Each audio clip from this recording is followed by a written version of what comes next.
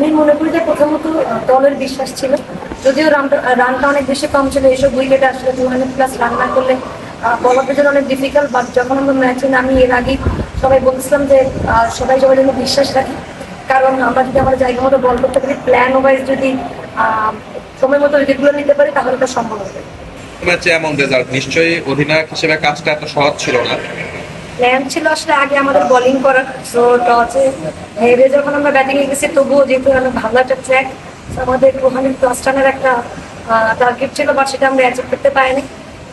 কিন্তু আমি চেষ্টা করেছি, যেহেতু অনেক বেশি হতে পারে ক্যারেক্টারের বাইরে যে এভাবে খেলা, অনেক বেশি বল নিয়েছি সেটেল ডাউন করার জন্য। বাট আমাদের মধ্যে এখন দিন শেষে এই রানগুলো অনেক বেশি গুরুত্বপূর্ণ ছিল টিমের জন্য এবং দলের জন্য কন্ট্রিবিউট করতে পারে অনেক বেশি খুশি। বাট আসলে সব ক্রেডিট দলের প্রত্যেকটা বল আর প্রত্যেকটা ফিল্ডার যেভাবে আসলে তাদের 110% দিয়েছে এবং এফোর্ট দিয়েছে, আমি বলবো সেটা আউটস্ট্যান্ডিং ছিল।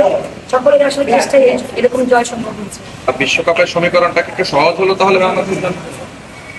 সমীকরণের চিন্তা এখনো করতেছে না, কারণ প্রথম ম্যাচটা হারার পর আসলে টিম একদিন পরে এরকম বাউন্স ব্যাক করবে, এটা সব থেকে বেশি ইম্পর্টেন্ট, যেটা আমাদের ফিল্ডে অনেক বেশি কাজে লাগবে। দুটা পয়েন্ট অনেক গুরুত্বপূর্ণ ছিল, একটা মোমেন্টাম সব থেকে বেশি গুরুত্বপূর্ণ ছিল।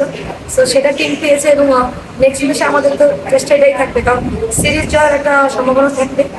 ওভারসিজে আমরা কখনোই এভাবে সিরিজ জয় করতে পারিনি, সো যদি আমরা এটা অ্যাচিভ করতে পারি, আমাদের টিমের জন্য অনেক বড় একটা মাইলস্টোন হয়ে থাকবে।